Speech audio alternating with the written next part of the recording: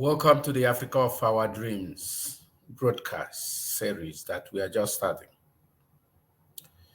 Africa is the most endowed continent in land mass, in mineral resources, in human resources, in unique life supporting traditions and culture, in creativity, in spirituality, and the highest number of the rising generations in any part of the world that there are today. The rising generations are people between the ages of 12 and 30 years of age. The African population demographics currently puts the rising generation population to 60% of the whole continent. There is no other continent in this world with this kind of demographic as we speak. Unfortunately, these rising generations of Africa, unlike their counterparts on other continents, are consciously and devilishly and maliciously and systematically ostracized and marginalized from any form of opportunity to contribute in the decision of the direction of the continent. This is unacceptable. The people of my generation who are biologically on their way out have criminally and deviously created impediments for the rising generations of Africa and made it impossible for them to have a say or make a contribution to the direction of the continent's development. The average age of Africa's rulers today is above 60 years of age. When you compare this to the average age of people from other climes of Africa, of the world, like Europe, Asia, the South Pacific, and the Americas, you will discover that their own average age is at 30 years of age. Most young people, most rising generations of Africa, even the older parts of them who are 30, and some of them close to 40, are still totally dependent on parents, on senior siblings and community for their upkeep.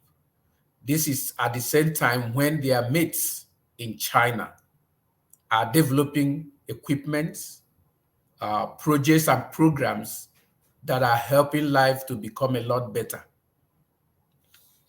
And the reason why the rising generations of Africa have found themselves in this situation is because the people of my generation who have kept astride in an evil manner with intent to destroy the rulership of African continent have damaged the educational system in the continent in such a way that even when you are able to finish university in Africa, within the African continent, you are still unfunctional. You cannot function because the education that you have received, that most people have received, is not one that can help them contribute to development of the world or make a reasonable contribution to life.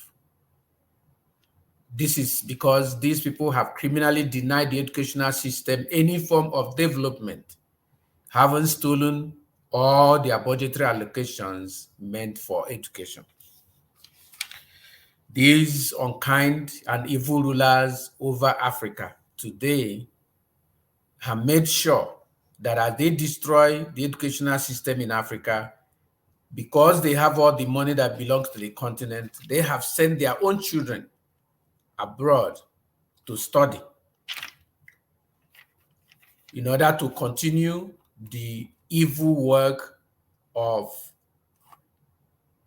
holding down the rest of the continent, holding down the rest of the rising generations of the continent.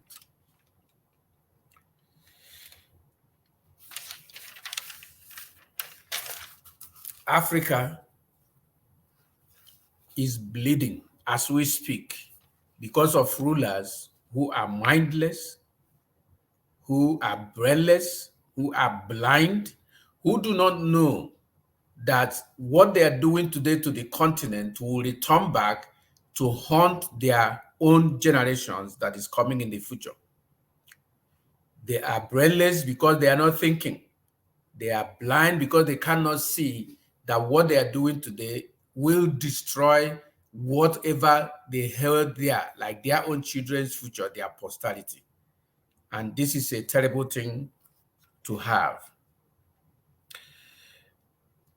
The young people who have, through their own capability, through their own skills, through their a dint of hard work, working through the barriers of all opportunities and resources, have developed machines, have developed equipment, have developed processes, have even built businesses. The condition that these rulers have put Africa has choked the life out of these businesses. People talk about such greats as Bill Gates, uh, Steve Jobs, and many of the other people, even Alibaba. All these people who have done wonders all over the world today, starting from nothing. Nobody has considered the fact that the environment their government created is what gave them the power they use in making the development. In the other hand, the ones from Africa who try to do anything independent of any of the provisions made by those who are ruling over Africa have been abandoned, ignored, until they have to be taken away by other countries. Recently, a young man developed a process of drones and egg-built aircrafts, and he came to the press. The press advertised what he has done, but what was the response from governments from Nigeria? None. The only thing, next thing we heard about this young man is that an European country has invited him, granted him scholarship to develop further what he has designed. Now, if you do not know that this is a loss to Africa, this is unconscionable. It's terrible. We need to know that this is a big loss to the continent's own development and achievements of its own purpose in life. One of the things we have found out is that the kind of education that the rising generations of Africa has is just rote memorization. One professor from, I think it's Zambia or Tanzania, once said that the kind of education we are giving in Africa is education that makes us to simply obey. And then that is to obey these rulers, to keep quiet and do nothing. We do not have the kind of education that will help the African mind to evolve, to engage, to grow. The kind of education we have cannot create jobs, cannot develop opportunities, and apart from the fact that they cannot on their own create anything, the governments of Africa have also, denied and abandoned these people in so terrible and devious ways. Nigeria's moribund pretender to the presidency has openly, in public worldwide press, told Nigerian youth that if they like, they can go to school in the best schools in the world, they can graduate with PhDs and anything, they can get the best education or whatever education they like, that there are no vacancies at federal, state, and local government levels. I cannot imagine, even if it is the only opportunities available to those who went to school is the federal service, state service, or local government service. Even if that is all, will a president who has a brain come and tell his people they have no opportunity? Is he not supposed to create opportunities? Is he not the calling, the purpose of his place to create opportunity for the rising generations of his country? But in this one, he has not just denied them, he has frightened them by making statements that do not give hope for these young people. This is the kind of rulers we have in Africa. These young people who have, through their own efforts, developed anything, have no support from government. They do not even have support from the business community. Before you can push through any project that you have to the people in Nigeria, to the government, and to the business community of Africa and Nigeria in particular, before you can push through that, you will almost be going to hell to arrive there. There are no chances for anyone who develop. As if the rulers see the rest of us as conquered territories and people, they make sure that only their children have opportunity to go abroad to obtain education so they can continue to rule over us. This is a clarion call. What we have done here in the Africa of our dream, this program, the purpose of the Africa of our dreams, is a clarion call from a man who feels guilty of the conduct and activities of my generation upon the rising generations of Africa. And I have just started this course as a way to help change what is going on.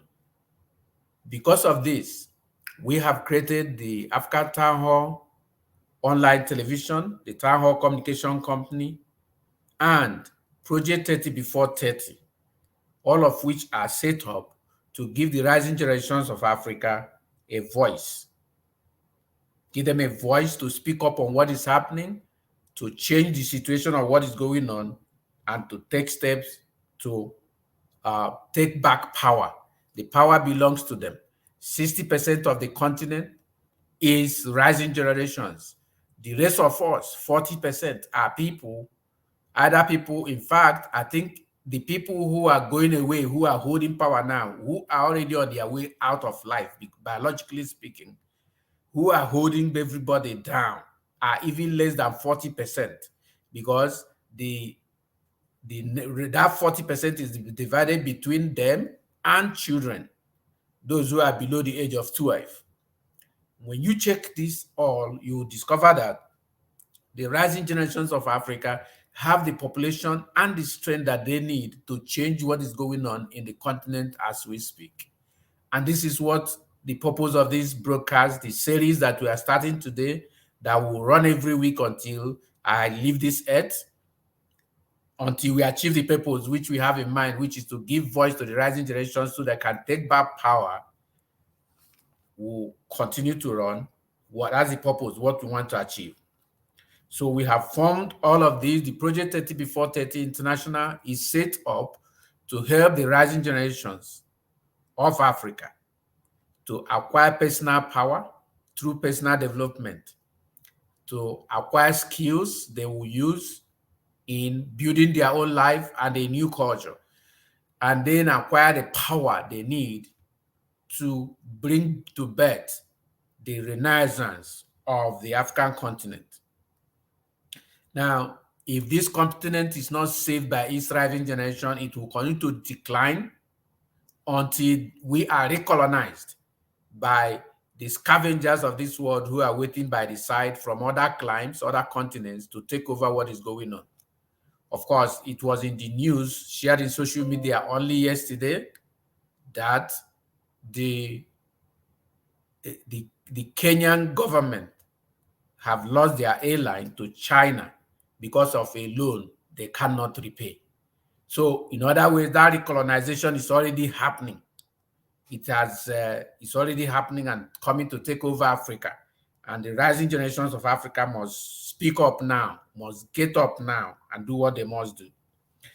The rising generations of Africa cannot fold their hands.